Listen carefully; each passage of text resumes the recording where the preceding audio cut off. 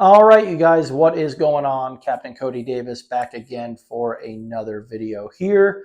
And I am obviously not out on the water right now like I'd like to be. I'm currently trying to make sense of this disaster of a tackle room because I have just been running around like crazy, fishing for all different types of things lately. And I've been pulling stuff out of the boat or the truck, throwing it in here, grabbing stuff off the shelves and whatnot, what I need, and just saying I'll deal with it later. And today happens to be later. So we're going through that. And I am not out on the water today because I had to cancel my trips for today and tomorrow because we literally have a hurricane touching down as we speak out here. I don't even know what they've named this storm. I just know it's supposed to hit as a Category 1. And yeah, I kind of buttoned down the hatches a little bit, and we're just waiting it out. I think everything's going to be fine.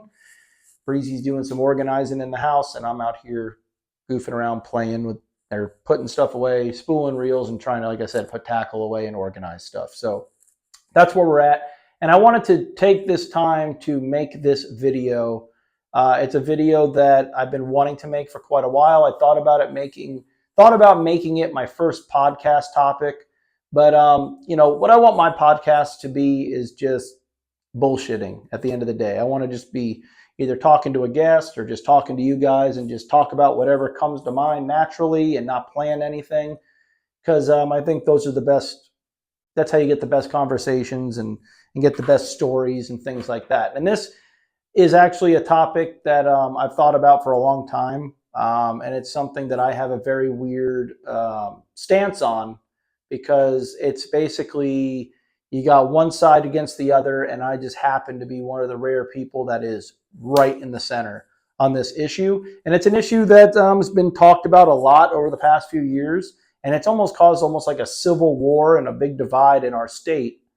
And it's definitely a topic that you guys are going to see pop up here once this storm passes due to all the rain and water we're going to have, and all the water that we already have sitting around here in the state of Florida from the passing of Hurricane Ian. And what we're going to be talking about is basically the water quality issues here in South Florida, or just in Florida in general.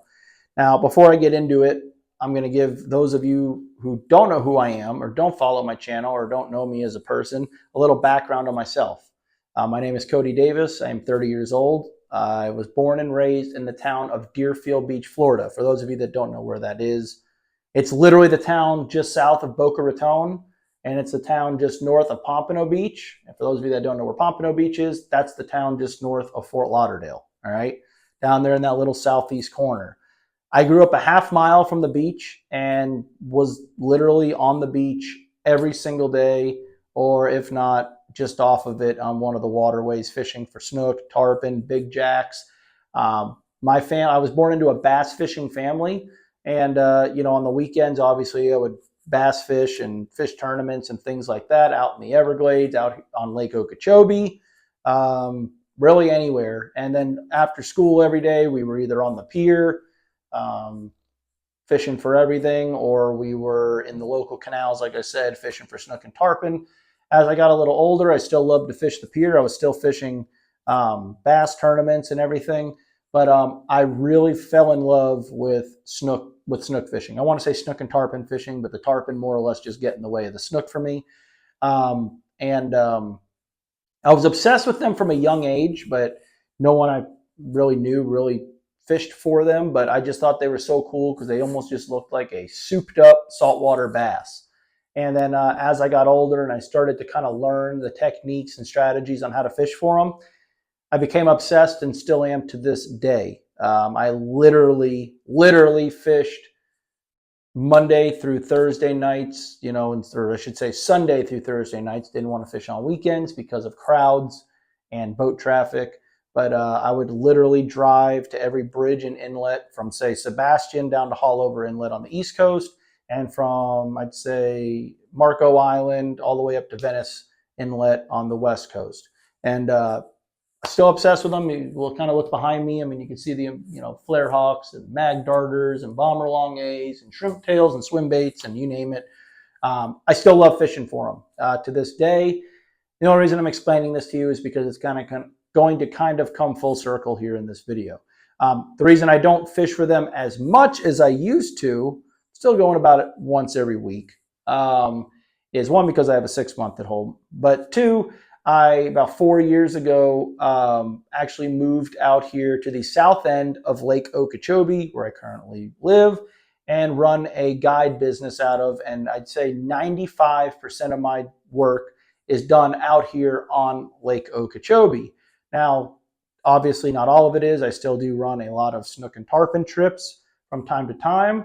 I frequent the Caloosahatchee River for, I still consider it freshwater snook and tarpon, over in Fort Myers as well. Do some trips over there. I do a lot of trips in Stewart and a lot of trips in Jupiter, Florida. And then even if I'm not doing trips there, I find myself standing on the banks or off the bridges of those areas once night a week, trying to catch big line cider. So that's where I'm at. But 95% of my work is done out here on Lake Okeechobee. And I've been fishing Lake Okeechobee since I was probably 7 years old. Like I said, I was born into a bass fishing family. So my brother, my dad, we would come up here and just fun fish or fish tournaments there, the Everglades, Loxahatchee, you name it, we fished it. So that's my little backstory. And the only reason, and like I said, it might make sense to you why I just explained all that to you guys here as we go through the video. So we're going to be talking about the water quality issues that occur, it seems like every single year in our state, and kind of divide us as a state. You got, like I said, the coastal people that are pissed off and mad when we get a big rain event, and it seems like you got them versus the inland lake farming community, right? Which is really stupid. And this is an issue, like I said, that it seems like every time there's a big rain event, a civil war happens in our state. Everyone wants to kill each other. Everyone says everybody's an idiot. And then everything will kind of settle down and no one talks about it. No one continues to try and fix the problem. No one does anything about it until the next time it occurs. And I know from experience that that's not any way to fix the problem. And also bitching at each other is not the way to fix it either. So the reason I want to make this video is because, like I said, I am right in the middle. I see both sides. And depending on who you talk to, everyone's going to pick the side. They're all biased, right? They're going to pick the side that helps their agenda. And that's 90% of everything that goes on in this country anymore. I personally don't really have an agenda, even though you guys are probably already going to guess what kind of side I'm on, but I don't. And I'm going to explain the big picture. I feel like everything, any problems that we have, whether it's in the country, the state, whatever, no one looks at like the big picture. And I mean, everyone wants to look in here instead of looking out here. And that's the way I kind of try to look at everything. And that's the same way I look at this issue. So those of you that are unfamiliar with Lake Okeechobee, it's basically a giant circle. It is not a man-made lake. Okay. I have so many people that write to me and this and that, telling me that I'm wrong, that it was dug by the Army Corps of Engineers. It is a natural lake. It has been there since the dinosaurs were walking around, okay? Now, what they did do is they did dike it off, all right? So if you look at a map of the lake, you've got the Kissimmee River on the north, right? Which if you run up the river, as the fish swims, you're going to run into Lake Kissimmee, which we all know is attached to, I think, 5 different lakes: Toho, Cypress, Hatchinahaw, Little Toho, I think, or I don't even know what it all is, but you got those 5 or 6 bodies of water that come into Kissimmee. Kissimmee drains into Lake Okeechobee, and then you have the Caloosahatchee River that goes off to the west, that goes over to Fort Myers, and you have the St. Lucie Canal that goes all the way east and dumps into Stewart, Florida. Then you have the Hillsborough Canal that dumps out of the bottom of the lake down on the south end. So that's what you got. Lake Okeechobee is a very shallow lake. It's essentially just a giant swamp. All right, in the middle of the lake, depending on the lake level, we'll just say on an average lake level, it's about 15 feet in the middle of the lake. Very shallow. It is not very deep. And what does that mean? That means once you get up towards the shoreline, it's very shallow. I mean, you're talking from the dike 2.5 miles out in some places, it's only 3 feet deep, which makes a perfect place for plant life, reeds, buggy whips, peppergrass, water hyacinth, pennyworts. I mean, all different types of grass species. And what that does is The grass is Lake Okeechobee's natural filtrating system. Eelgrass, I missed that one. That's a big one. And for those of you that have never been on it, it would amaze you how well the natural vegetation filters the water. And we'll get into that here in just a minute. But basically what happens every summer, and like again, this is going to happen because we're dealing with we had getting hit with 2 hurricanes late. We are now getting into our dry season, right, in the wintertime. And usually we won't get a big rain event and you won't hear about this issue till about June, July, or August when we start getting, inches of rain per day. When that happens, there'll be a lot of freshwater discharges from Lake Okeechobee out the West Canal and the East Canal that make their way to, the West Coast and Fort Myers and over to Stuart, Florida.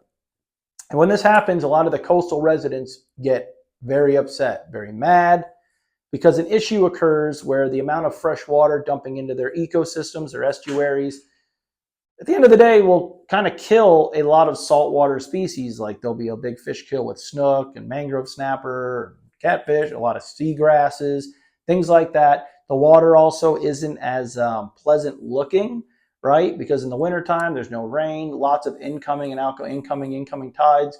The water will become very clear, almost blue, even back in the residential canal areas.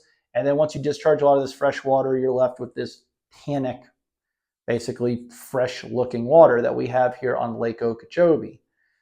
And that's all 100% true. Okay, that is true. But there's basically what happens is you start seeing some dead fish or some dead grass, and people start spreading what at the end of the day turns into propaganda about Lake Okeechobee and spreading false rumors and just stating things that are not true. A lot of people in today's world with social media and everything, people are very quick to just type whatever they want and don't do any research on the topic.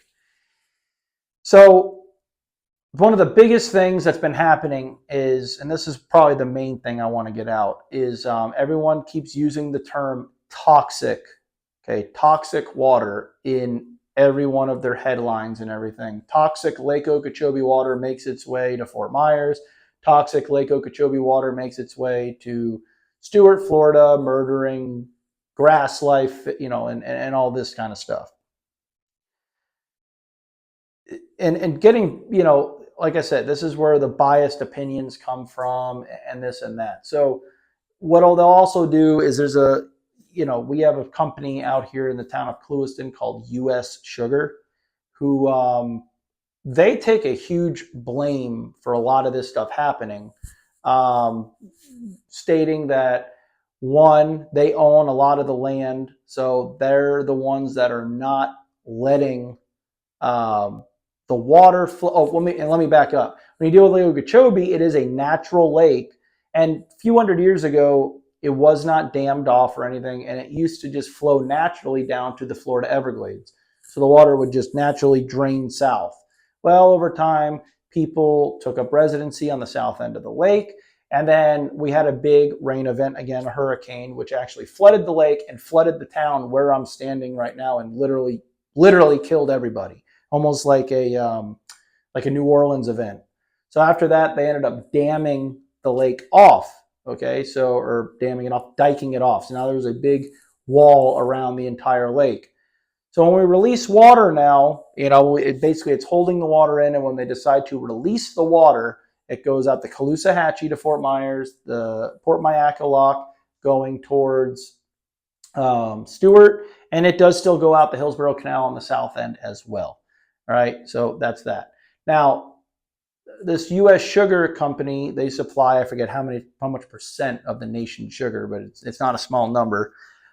They get a lot of heat from a lot of people on the coast, and living out here, it's really funny. They have absolutely nothing to do with anything. And I feel like there's always got to be a villain, right? And they just happen to be it. I think a big portion of it is, one, they own so much land around Lake Okeechobee that they're almost like catching the blame because people think they're the reason the water is no longer flowing south to its natural state. I'm I'm not going to get into their personal business, and I maybe know things that aren't public about that company and about things with their land and what they've done with it. That, again, I'm saying they have nothing to do with it. And I'm not one to put that information out there, but just know they literally pretty much have like gone above and beyond to fix the problem on their end, and it's other people and other things and that are making it not work. Okay, that's one reason. Another reason is they're talking about pesticides and herbicides and things that they use for their crops and whatnot that make their way into the lake, which then get into the water, which then gets sent to the coastal lines and basically intoxicate their water over there. That is 100% false also. We don't backflow into the lake or anything like that. So it's literally just the water that's being sent to us is going out of those canals also. What you guys have to remember is, like I mentioned before, the north end of the lake, there is the Kissimmee River. You go up the Kissimmee River, you're in Lake Kissimmee, and all the other surrounding lakes that link into that chain of lakes. Just to throw one town, one city's name out there that some of you may have heard of, the town or city of Orlando. All right. All of Orlando's water, just Orlando in general, I mean, there's all those surrounding cities as well, but we're just going to use Orlando because that's the biggest one. All of their water becomes our problem down here on Lake Okeechobee. Okay. Where it used to naturally, we live in the wettest state in the country, right? It rains here, 60% of the days of the year we get rain. Sometimes it's 8 inches, sometimes it's 8 seconds of rain, but it rains. And you got to think of hundreds and hundreds of years ago when there was no one populating the state, it just absorbed it all up. That's why we're such a swampy state. But now with the constant migration of people moving to this state every day, I took I guess it was about a year ago, a realtor customer of mine who I was asking him about, he was here, he was from out of town, but he moved here to sell homes and whatnot because the business was so good. He was telling me at some point there was 1,850 people a day moving to our state. So think about that. You have the town of Orlando, you have all these towns, which are like this concrete I'm standing on to film this video, are pouring slabs, roads, sidewalks, foundations for homes, you name it, is all just building out. And it's essentially less land to absorb the amount of rain we get. So every time we get rain, it is running off of driveways, sidewalks, storm drains, roads, and making its way into these chain of lakes because they don't have a way to pump. There are probably small canals or small waterways that pump east or west. For the most part, it all drains into these chains of lakes. It drains them into there, drains them south into Lake Okeechobee, and now it is Lake Okeechobee's problem to do whatever it may do with the water.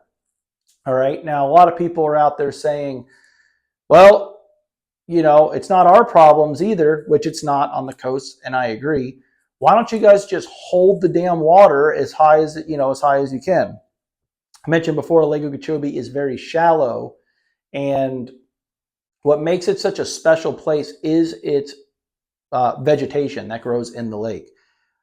Contrary to what the government or the surrounding areas on the coast think, Lake Okeechobee is arguably just as big of a tourism pull when it comes to fishing as the Florida Keys, as fishing out of Fort Lauderdale, as the sail fishing out of Palm Beach, as the grouper fishing out of Fort Myers, as the snook fishing out of Naples. Lake Okeechobee pulls thousands upon thousands upon thousands of people every year that come down to take part in this fishery, as well as Lake Kissimmee, Lake Toho, you name it. Because at the end of the day, more people bass fish in this country or freshwater fish than they do saltwater. All right, because it's more abundant in any other state or in other states. So, and they come down here to fish, and it's a weird thing. They come down here to fish the grass. All right, that is what they do. That's what makes bass fishing so special. Is like I might go to Lake Chickamauga in Dayton, Tennessee, because I want to get out there and I want to fish for schooling fish that are holding on river ledges in 25 feet of water in the current, and throw A-rigs or drag a Carolina rig or a ball head jig or a 1 ounce jig head with a hollow body swim bait and catch them out deep, because we don't have that type of fishing down here in South Florida. Whereas vice versa, that person that lives on that lake wants to come down here and flip those penny wart mats, flip that hydrilla, catch them on a frog, catch them on a big swim bait, and they want to take part in fishing the grass.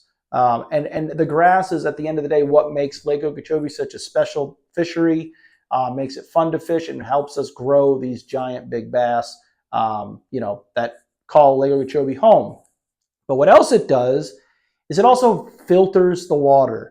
All right, so as all of this water gets brought to us, as it's going out to you guys, it's passing through the dollar pad fields, the back marshes, through the peppergrass, the hydrilla, the eelgrass, and it's filtering that water. And I know, me being one, it's really hard to believe how well of a job Mother Nature does at filtering the water. But this is not bullshit. This is not a biased opinion. You could literally be on a grass line on the main lake with the wind hammering in, and the water will be very muddy and turned up from the main lake, and it'll hit a line of that eelgrass. And on the back side of it, this grass line may only be 5 feet wide, and on the back side of it, it will literally be gin clear water. Now, when I say gin clear, I'm not talking like swimming pool water. It's got that Coca-Cola sweet tea dark color to it, but at times you can see down 4 feet to the bottom. It's just a tannic, water. That's a natural thing for down here in Florida. All right. Now, if you fill up Lake Okeechobee super high, it's going to drown out that submerged grass, and you're going to lose your filter. You're going to lose your cattails, your big cattail and reed walls that are also guarding these backwater estuaries from getting beat up from the waves and the rough water and the wind, very windy conditions that we'll get down here. And essentially everything will die. You'll have no filter. The fish won't really have clean water. I mean, obviously the fish will adapt and they will survive, but it won't be the fishery that it is.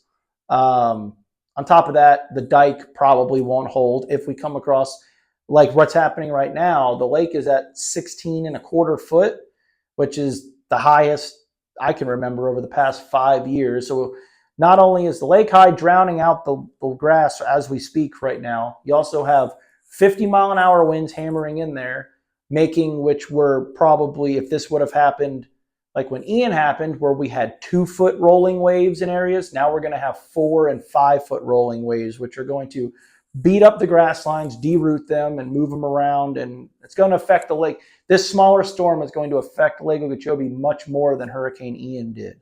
All right. So that's kind of the problem with that. And then we also run the risk of, at the end of the day, the dike breaking. And, then in that case, people's homes are going to be destroyed and people may die. Now, I know there's people up from the coast that are watching this that are saying, well, that's your fault for living next to Lake Okeechobee, you dumbasses, because I've had people tell me that. And that's fine. You're not the people I'm talking to because you're not a bright individual to begin with. So that's that. So what happens? When the lake starts to get high, and like they're about to do, the Army Corps of Engineers just talked about releasing water, they're going to open these floodgates from the lake, and billions upon billions of gallons of fresh Lake Okeechobee water is going to make its way to the coasts. Now, when this happens, like I said, I already described to you guys what happens, right? You're going to have probably grass dying, you're going to get algae blooms, and you're going to get all this mess, and it gets into this giant uproar. And then they start throwing terminology around that's not true. This is, at the end of the day, I'm going to try and shorten this up as best as I can. The people on the coasts are right, and the people inland are right on this issue. All right. The farmers and the bass fishermen are not a bunch of inbred hillbillies that don't know what they're talking about. You're talking to somebody who's born and raised on the beach. These people are not wrong out here. They are very smart. They're some of the smartest people I've ever met. you're talking about farming, you think of, they're talking about farming. These are talking about nearly billion-dollar industries out here. These people are running. They know what they're talking about. They have their facts straight. All right. But what they don't know a lot of times is that the people on the coast are also right as well. So I'm going to use Stuart, Florida, for example. This is a big area that is getting pummeled with fresh water. All right. The water comes out of the St. Lucie locks, goes through the, under the Roosevelt Bridge, all that, and then it pops out and starts making its way out of the Stuart Inlet. All right. Those of you that have fished Stuart, we're just going to talk about the sailfish flats. I used to fish out there all the time, and it was literally I'm going to butcher this, but let's just say 150, 200 acres of essentially a shallow water flat that was filled with topped out seagrass. I don't know the terminology for what type of grass it was. Giant snook, tons of pinfish, mullet, all types of life. Big speckled sea trout called these flats home. And due to the amount of freshwater outflow going over them over time, as well as boats, boat traffic and things, using them and running them over, there is literally not a blade of grass on the sailfish flats anymore. Now, the people from out here on the lake will tell you that the coast people are full of shit, and that's not true. They're just trying to get their point across and exaggerate the problem. I'm here to tell you, I've fished out there for many years. They're not lying. I mean, there's no grass left. Just the whole Indian River Lagoon, Midway Road, up there around Jensen Causeway, even into Fort Pierce. The amount of grass in the river has, decreased dramatically over the past few years. And the same thing goes for over there in Fort Myers, and Santa, all that whole West Coast area. I fished over there as well. And, that stuff is true. I mean, a lot of the grass is gone. As far as the red tide, I'm not even going to get into that, but I don't think the freshwater outflow has as much to do with the red tide as people think. Red tide's been happening for hundreds upon hundreds of years. And yes, it may be happening a little more frequently, but here's the thing. And I'm going to try and keep this as short as I can. When it comes to this all happening, and then you get the coastal people that get on there and say, this damn toxic water, you have to understand what the meaning of toxic is. It's not toxic. There is nothing wrong with the water in Lake Okeechobee. I'm on it every day. If not every day, we'll keep our facts straight and say 5 days a week, year round. I swim in this water. I've drank this water. I eat the fish out of this water. I catch the fish out of this water. If it was toxic, nothing would be living in it. Nothing could survive in it. Okay? It's not the quality of the water in the lake. At the end of the day, it has, and people, I've had people say like, oh, well, the toxic stuff's coming because it's got to come all the way from Orlando and all this and that, blah, blah, blah, blah. That's true, but I'm telling you, there is nothing wrong with this water.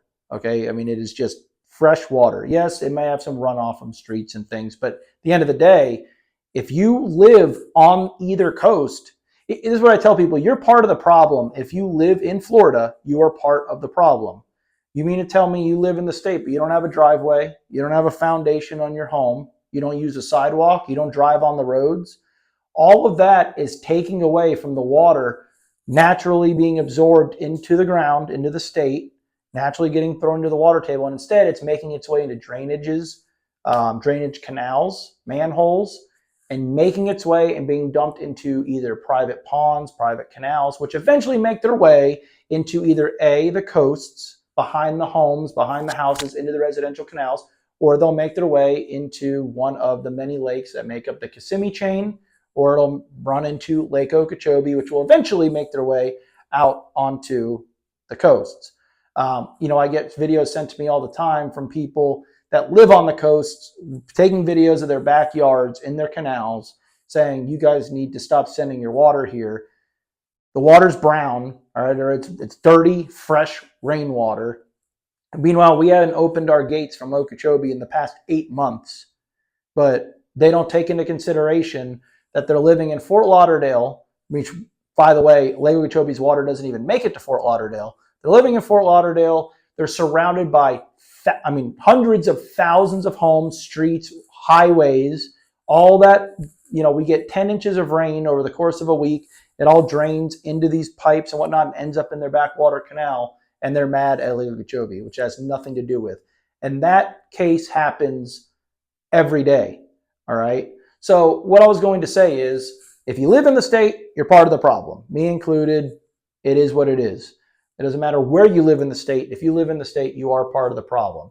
But if we release this water, okay, to the coasts, if you were to take every drop of that Lake Okeechobee water that made its way into your estuary, into your system, and replace it with bottled drinking water, you would have the exact same outcome you're having with the Okeechobee water.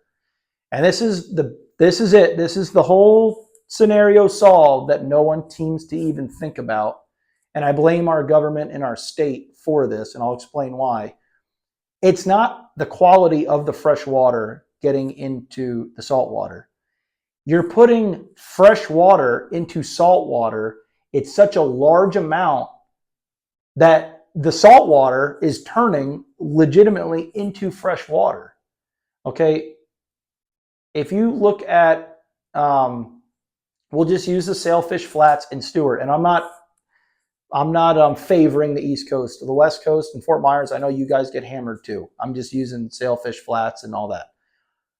If you take an incoming tide, all right, and over there around St. Lucie Inlet at the crossroads, you've got big jacks, snook, you got pilchards moved up in there, you got the seagrass, the pinfish, the this, the that. We get a big rain event. So you get already the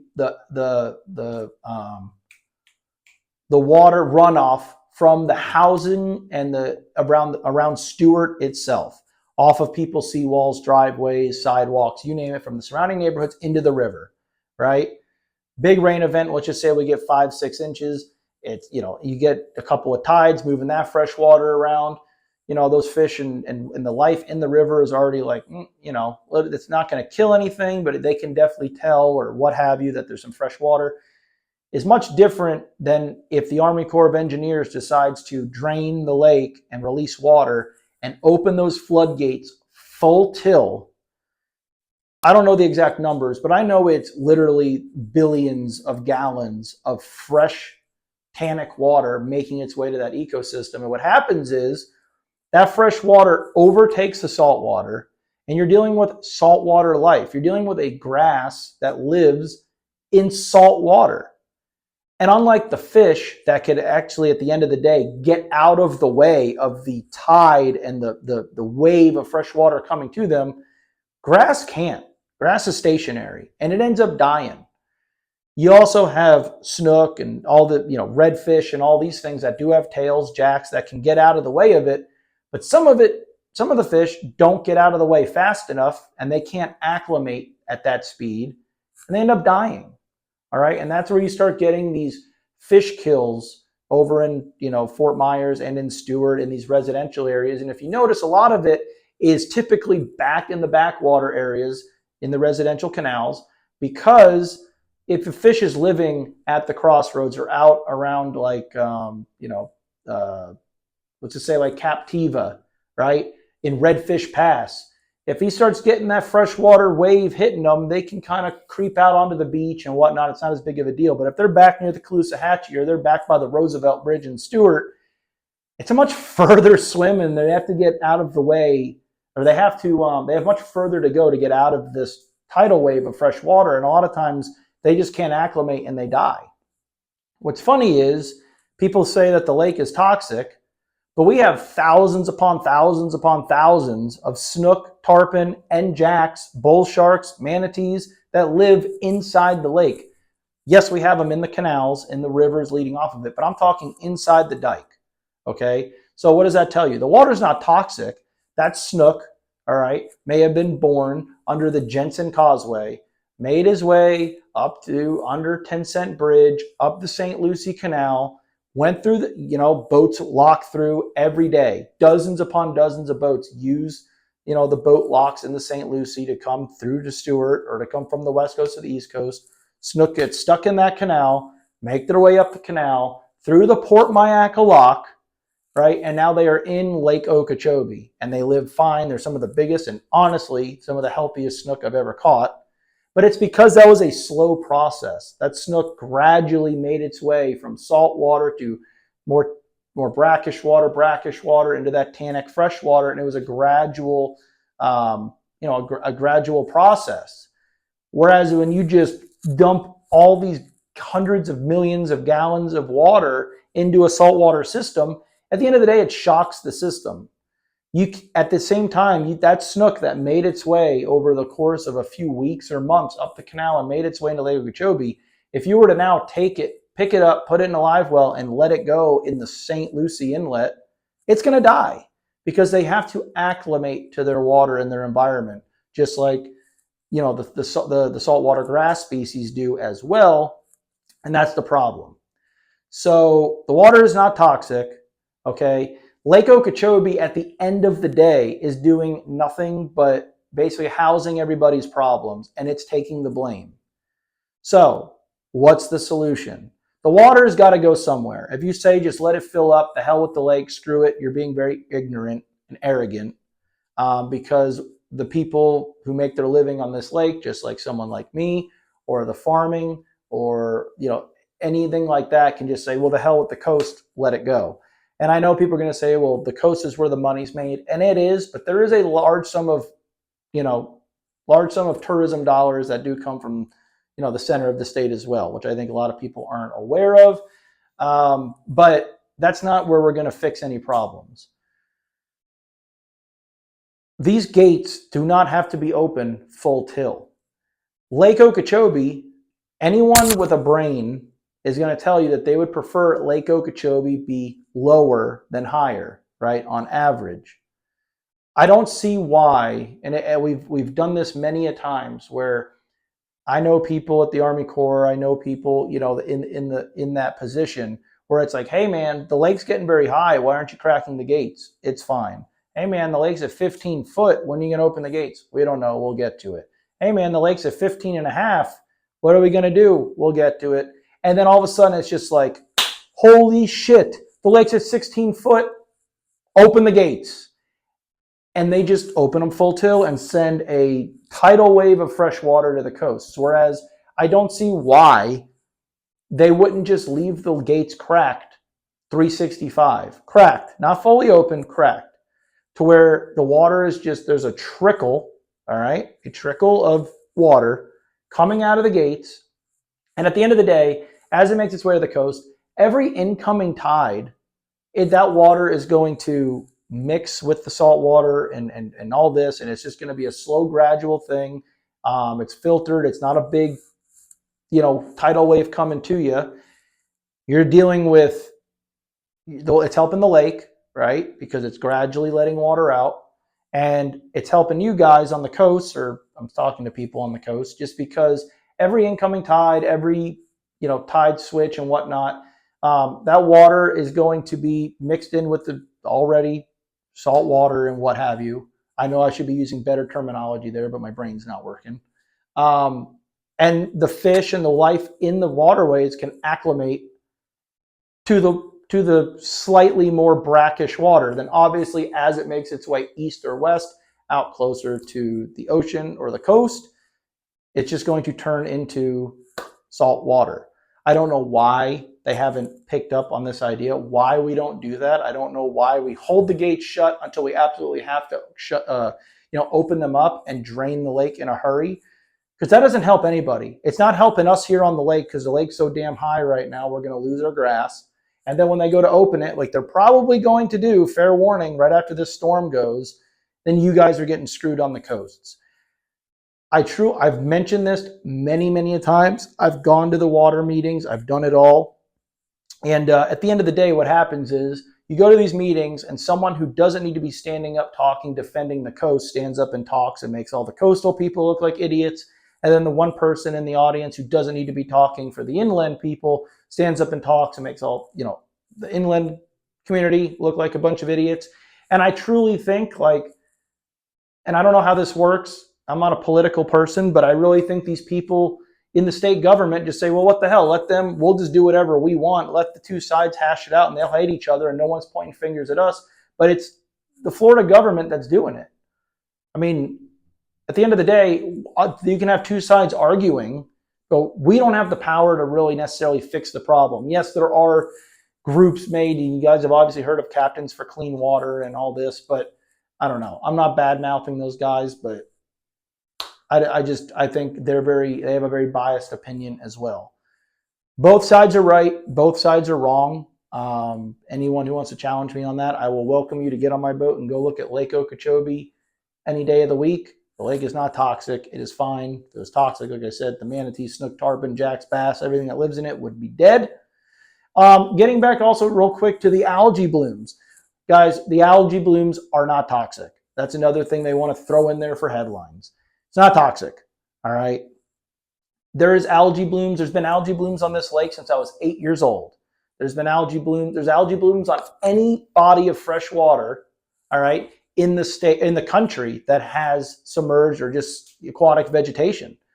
The water temperature gets to a certain temperature and you're going to get an algae bloom. Is it nasty? Yeah, it's nasty. We don't like fishing in it out here, but that should show you guys how much fresh water is being dumped into your systems at a given time to where that the algae can still naturally bloom.